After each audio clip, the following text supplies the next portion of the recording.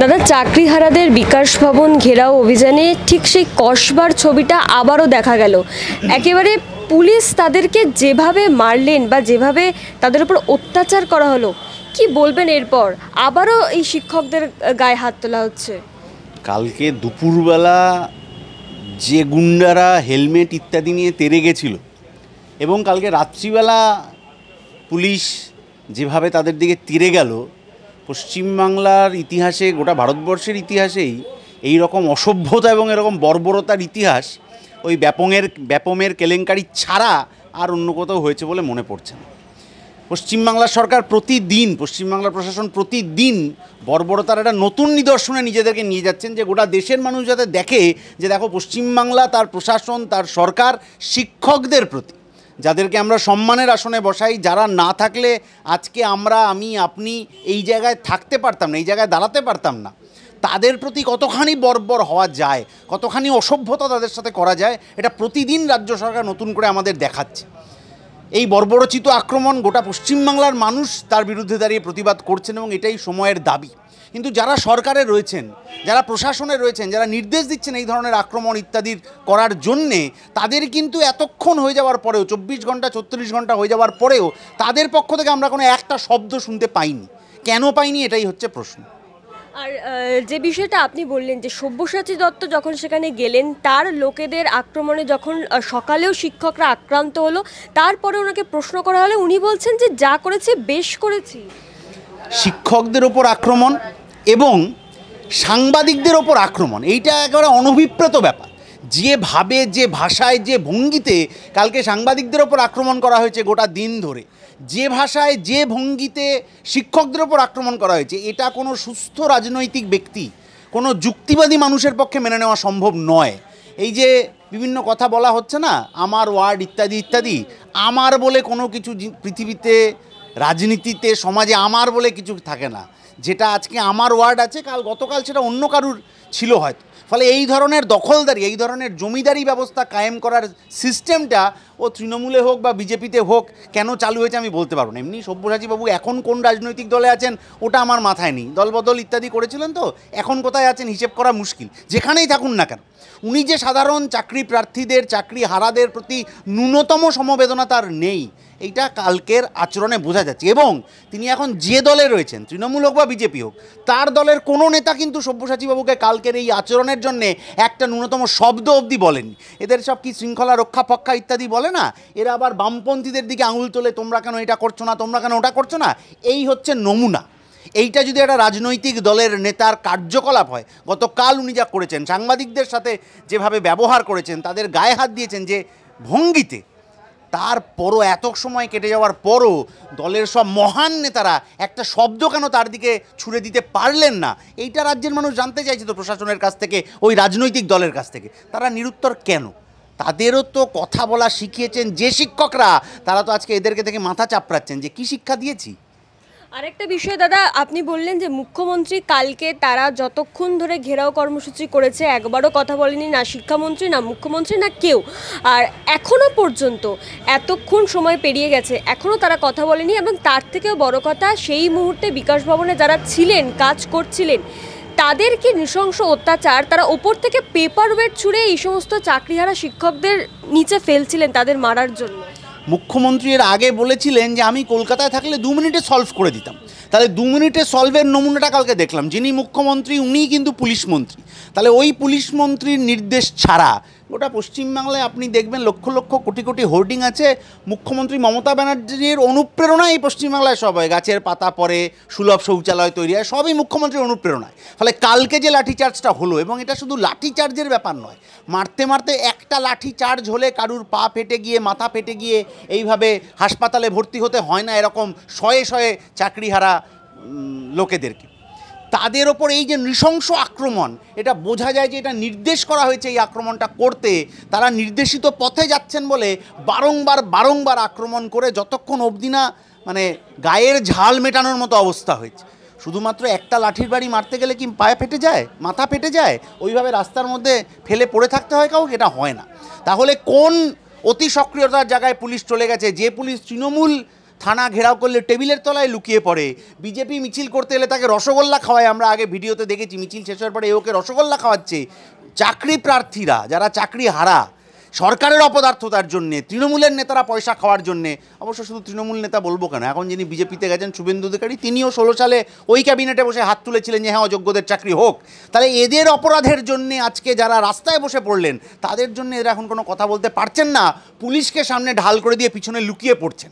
কিন্তু পুলিশের ঢাল চিরকাল থাকবে না, মুখোমুখি হতে হবে কিন্তু ওই চোর চিটিংবাজ নেতাদের সাথে, সাধারণ মানুষের সামনে তাকে মুখোমুখি এসে দাঁড়াতে হবে। দাদা, দুর্নীতি করেছে তো রাজ্য সরকার, এখন যখন তারা বিকাশ ভবন ঘেরাও করছেন বা অন্য কোনো আন্দোলন করছেন তখন সেই বিকাশ ভবন থেকেই এই শিক্ষকদেরকে চোর বলতে শোনা যাচ্ছে। যারা চুরি করেছেন, এই চাকরি হারারা যে যন্ত্রণায় রয়েছেন সেই যন্ত্রণার প্রতি সমব্যথী হতে হবে সবাইকে। এই চাকরি হারারা 16 সালে চাকরি পেয়েছেন, 17, 18, 19 থেকে এই সময় অবধি চাকরি করছেন, তার জীবনযাত্রার মান অনেকটা পরিবর্তন হয়ে গিয়েছে। আজকে যদি হঠাৎ সরকারের কোনো লোকের পয়সা খেয়ে নেওয়ার জন্যে তাদের জীবনের ওপরে সে কোপ পড়ে, আমরা জানি না, কেউ কোথাও বাড়ি গাড়ি লোনে হয়তো নিয়েছেন, কেউ আরেকটু ভালোভাবে জীবনযাপন করার জন্য তার যত আয় সেই অনুযায়ী খরচা করেছেন, তাহলে আজকে যদি হঠাৎ করে উঁচুতলা বিল্ডিং থেকে তাকে মাটিতে নামিয়ে ফেলে দেওয়া হয়, তার ভবিষ্যৎ কোথায় গিয়ে দাঁড়াবে, তার ছেলেমেয়ের পড়াশোনা কোথায় দাঁড়াবে, তার বাবা মায়ের ওষুধ কোথায় গিয়ে দাঁড়াবে? এই প্রশ্নের জবাব আমার রাজ্যের মুখ্যমন্ত্রী, আমার শিক্ষামন্ত্রী, আরও যারা মন্ত্রী শান্ত্রী নেতারা যারা পাড়ায় চেয়ার টেবিল পেতে বসেছিলেন, এদের কাছ থেকে টাকা নিয়েছেন কয়েকজনের কাছ থেকে, অযোগ্যদের কাছ থেকে, তাদের ব্যবস্থা কি হবে? যোগ্যদের চাকরি ফিরিয়ে দেওয়ার জন্য সরকার কি ব্যবস্থা নিয়েছে? ওই রিভিউ পিটিশন তো অন্য কারণে নিয়েছে, আমাকে ডিসেম্বর অবধি সময় দেওয়া হোক, যোগ্যদের চাকরি ফেরাতে হবে, এইটা আমাদের দাবি ছিল প্রথম দিন থেকে, আজও আমরা বলছি। কিন্তু মুখ্যমন্ত্রী সোজা উত্তর দিতে পারছেন না, এদিক ওদিক চলে যেতে হচ্ছে। কেন হচ্ছে? এই প্রশ্নের জবাবগুলোই তো আমরা চাই। এখন বলছেন মুখ্যমন্ত্রী যে বৈঠকে বললেন যে লেবার ডিপার্টমেন্টের আওতায় একটা প্রকল্প আনাবে, যেই প্রকল্পের থেকে এই সমস্ত গ্রুপ সি গ্রুপ ডিদেরকে তিনি ভাতা দেবেন। দুর্নীতিগ্রস্ত কাউকে সরকার কেন ভাতা দেবে, এটা একটা প্রশ্ন। যারা যোগ্য ছেলে মেয়ে তাদের থেকে অযোগ্যদের আলাদা করা কেন যাচ্ছে না, এটা একটা প্রশ্ন। আসলে উনি বারবার গোল পোস্ট চেঞ্জ করছেন। প্রশ্নটা তো এটা ছিল যে যত লোক পরীক্ষা দিলেন, 22 লক্ষ পরীক্ষা দিয়েছেন বলে আমরা জেনেছি, সেই 22 লক্ষের ওএমআর শিটটা কোথায়, কাকে ভাতা দেবেন, এটা তো পরের প্রশ্ন।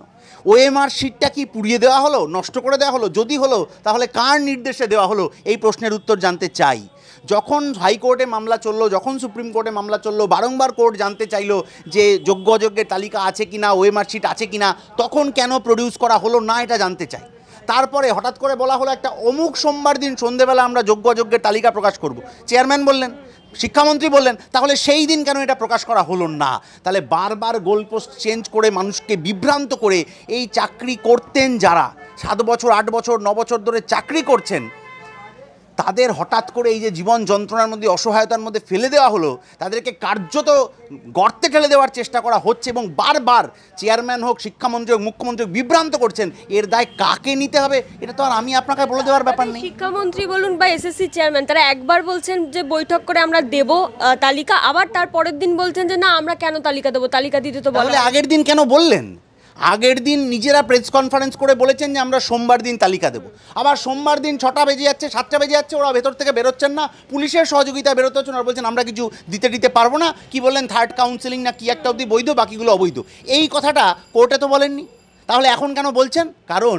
বলছেন তার কারণ হচ্ছে এই তৃণমূল এবং বিজেপি, ও আপনি যাই বলুন না কেন, এরা জানে যে ঐক্যবদ্ধ মানুষকে যদি আলাদা করতে হয় তাহলে ধর্ম, জাত, খাবার, পোশাক, ফার্স্ট কাউন্সেলিং, ফোর্থ কাউন্সেলিং, বিভিন্ন নামে বিভিন্ন ভাগে ভাগে তাকে টুকরো টুকরো করে দিতে হবে আন্দোলন।